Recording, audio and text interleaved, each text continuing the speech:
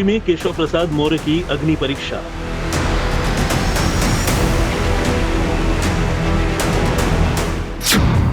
ब्रिजेश पाठक को देना होगा बड़ा इम्तिहान।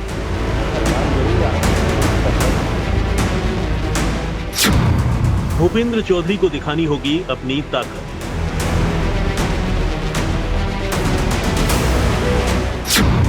संगठन बनाम सरकार के फैसले की घड़ी।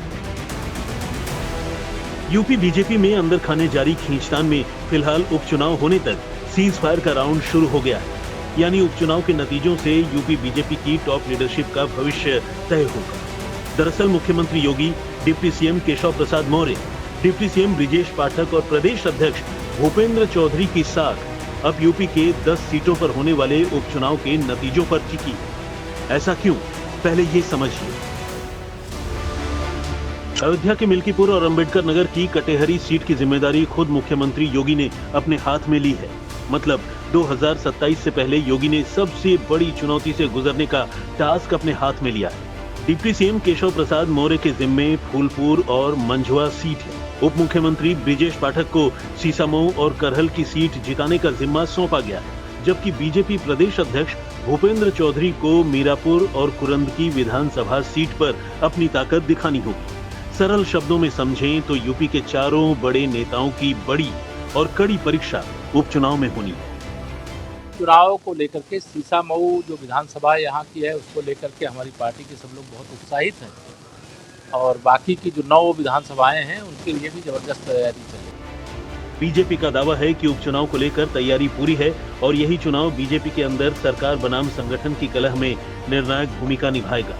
भले ही दिल्ली दरबार में हाजिरी के बाद सीएम और डिप्टी सीएम कई मौकों पर एक साथ दिखे, यही संदेश देने की कोशिश की गई कि पार्टी के अंदर कोई खटपट नहीं है, लेकिन संगठन बनाम सरकार की जंग को लेकर अखिलेश यादव लगातार तंज कस रहे हैं। आज अखिलेश यादव ने बीजेपी की अंदरूनी फाइट को लेकर सोशल मीडिया पर लिखा, और आपसी खटपट का क्या, अंदरूनी बात दब गई या दबा दी गई, खत्म हुई रार तकरार या झूठी मुस्कानों से ढकी गई है दरार, कई हैं सवाल।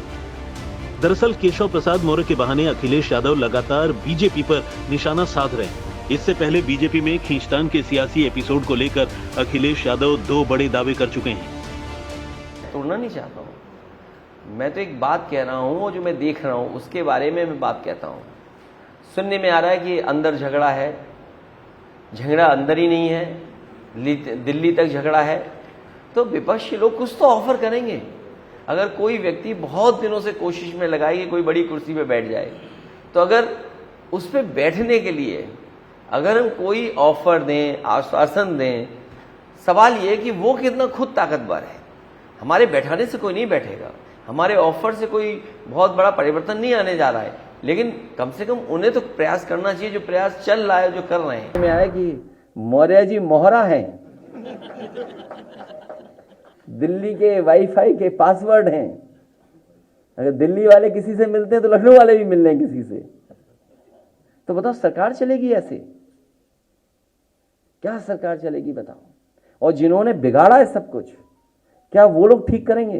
अखिलेश ने यूपी बीजेपी की सियासी लड़ाई में केशव प्रसाद मौर्य को दिल्ली का मोहरा बताया और तो और उन्हें साथ आने का ऑफर तक दे चुके हैं। यानी यूपी बीजेपी की कलह को हवा दे रहे हैं। तो इसकी वजह भी है।